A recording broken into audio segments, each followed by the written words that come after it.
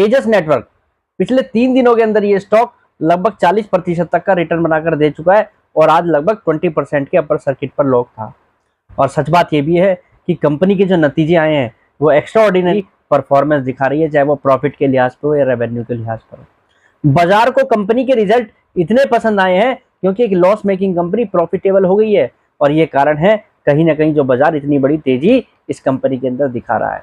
अब सवाल यहाँ पर यह है, क्या ये तेजी आगे भी बनी रह सकती है, और ये जो रिजल्ट आए हैं इनके बेसिस पर इस साल ये कंपनी कैसी परफॉर्मेंस दिखाने जा रही है।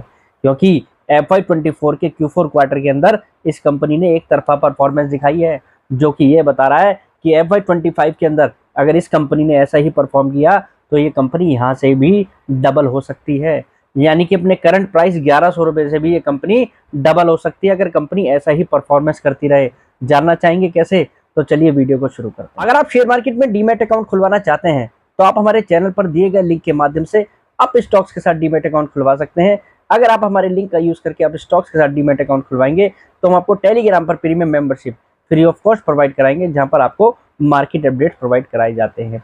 हेलो फ्रेंड्स, मैं Vipin Jain, founder of learn equity with Vipin Jain. पूरा टेलीकॉम सेक्टर इस समय बाजार का फेवरेट सेक्टर बन चुका है, और तेजस ही क्या, आप देखिए जो प्योर टेलीकॉम प्लेयर भी हैं, चाहे भारतीय एयरटेल है या भारतीय एक्साकॉम है, इवन जो वोडाफोन जैसी जो कंपनी है, जो लॉस मेकिंग कंपनी है FPO के बाद, उनमें किस तरीके की तेजी देखने को मिल रही है, क्योंकि बड़े बड़े इन्वेस्टर अब इस सेक्टर के अंदर आ रहे हैं।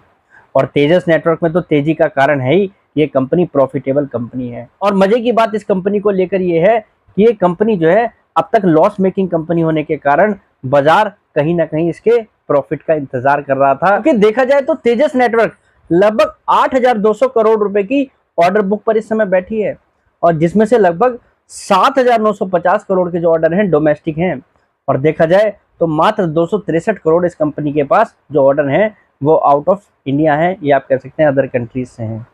पर कंपनी की ऑर्डर बुक को न देखकर बाजार ने कंपनी के प्रॉफिट पर नजर डाली है, क्योंकि कंपनी को रिसेंटली अभी कोई खास बड़ा ऑर्डर नहीं मिला है।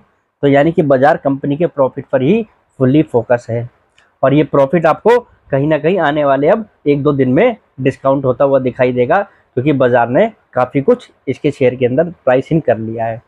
पर बात अब यहाँ पर यह है कि ये कंपनी अगर इस साल ऐसी ही परफॉर्मेंस दिखाती है, क्योंकि जो परफॉर्मेंस आई है कंपनी के रिजल्ट के हिसाब से आप देखें तो बहुत ही ज्यादा एक्स्ट्राऑर्डिनरी परफॉर्मेंस है। ऐसा कहने के पीछे कारण क्या है, जरा वो सुनिए। Q4 क्वार्टर के अंदर इस कंपनी ने लगभग 1327 करोड़ रुपए का रेवेन्यू क्लॉक किया है, जो कि देखा जाए तो 343% ग्रो हुआ है YoY बेसिस पर। 343% की कंपनी के रेवेन्यू में ग्रोथ है। कंपनी का पैट 147 करोड़ रुपए रिकॉर्ड हुआ है इस क्वार्टर के अंदर, जो कि लगभग 1380% बढ़ा है, क्योंकि ये कंपनी एक लॉस मेकिंग कंपनी थी पिछले फाइनेंशियल ईयर के अंदर Q4 क्वार्टर में। तो निश्चित रूप से बाजार को कंपनी के प्रॉफिट में काफी कुछ अच्छा दिख रहा है। कंपनी का EPS इस फाइनेंशियल ईयर के Q4 क्वार्टर के अंदर 8.61 रुपए रिकॉर्ड हुआ है, 8.61 रुपए, जो कि पिछले साल एक कंपनी लॉस मेकिंग थी। सिंगल क्वार्टर के अंदर कंपनी ने 8.61 रुपए का यहाँ पर जो EPS रिकॉर्ड किया है। बात यहाँ पर यह है कि इस कंपनी के Q4 के जो नतीजे आए हैं, क्या इसमें कंपनी को कोई वन टाइम यहाँ पर गेन तो नहीं हुआ है, कोई वन टाइम ऐसा प्रॉफिट तो नहीं हुआ है, वो भी नहीं दिखाई देता। कंपनी ने ज्यादातर अपने रेवेन्यू को जो क्लॉक किया है ऑपरेशन से क्लॉक किया है। कंपनी ने ऑर्डर पूरे किए हैं, और मैनेजमेंट की माने तो कंपनी ने BSNL के जो ऑर्डर हैं 4G 5G के अंदर वो जल्दी से पूरे किए हैं। कंपनी ने यहाँ पर जो है राउटर्स वाले जो बिजनेस है उसके अंदर भी ग्रोथ दिखाई है। तो बेसिकली देखा जाए तो कंपनी ने जो अपने ऑर्डर हैं उनको इजीली एग्जीक्यूट किया है, और यहाँ पर जो है कंपनी ने सेल्स की है, तो जो कि ये बता रहा है कि कंपनी ने खासा यहाँ पर जो है एक स्ट्रॉन्ग परफॉर्मेंस दिखाई है।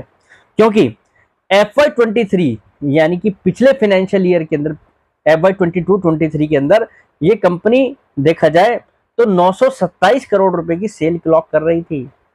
पूरे फाइनेंशियल ईयर के अंदर 927 करोड़ की सेल करने वाली कंपनी FY23-24 के अंदर फुल फाइनेंशियल ईयर के अंदर लगभग 2470 करोड़ रुपए की सेल रिकॉर्ड कर चुकी है। 168% इस कंपनी ने अपनी सेल्स को बढ़ाया है अगर हम ईयरली बेसिस पर देखें। और प्रॉफिट अगर देखें हम पूरे फाइनेंशियल ईयर के अंदर तो ये कंपनी 23-24 के अंदर एक प्रॉफिटेबल कंपनी बन गई है। 63 करोड़ रुपए के प्रॉफिट पर अभी ये कंपनी बैठी है। लॉस मेकिंग कंपनी प्रॉफिटेबल बन गई है और Q4 की जो परफॉर्मेंस है वो कंपनी की फर्दर री रेटिंग को बता रहा है। अब बाजार जो सोच रहा है वो हमें यहाँ पर जरा समझना होगा। अब उन बातों को मैं आपके साथ डिकोड करता हूँ।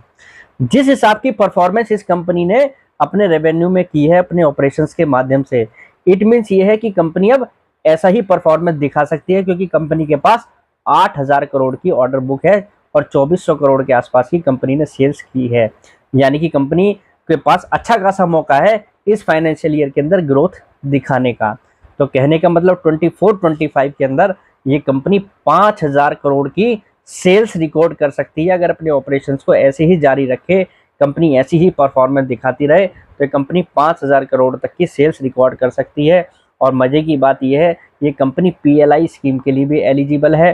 कंपनी देखा जाए तो टाटा के द्वारा सपोर्टेड है, आप कह सकते हैं टाटा इसका प्रमोटर है। और कंपनी जो है लगभग 650 करोड़ रुपए के आसपास का कैश भी लेकर इस समय बैठी है। तो बाजार कहीं ना कहीं कंपनी की परफॉर्मेंस पर ही नज़र बनाए हुए है।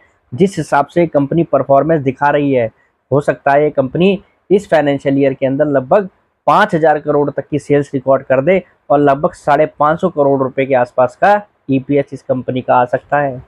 और इसका इम्पैक्ट जानते हैं हम, लगभग 30 से 31 रुपए के आसपास का इस कंपनी का EPS दिखता है और लगभग ये कंपनी 181 रुपए की बुक वैल्यू पर एट प्रेजेंट बैठी हुई है। अगर मोटा मोटा देखें तो ये कंपनी जो इस समय सिंगल डिजिट ROE वाली भी कंपनी नहीं थी, अब ये डबल डिजिट ROE वाला क्लब ज्वाइन कर सकती है। यानी कि कंपनी 15 से 16% की ROE पर जाती हुई दिखाई देती है अगर ऐसा ही परफॉर्मेंस करे। क्योंकि बाजार जो इतनी बड़ी तेजी दिखा रहा है, तो बाजार कहीं ना कहीं इसके नतीजों में कुछ ऐसा देख रहा है जो हम अब तक बाजार ने देखा नहीं था, इसलिए बाजार इसको इतना बड़ा सेलिब्रेशन कर रहा है।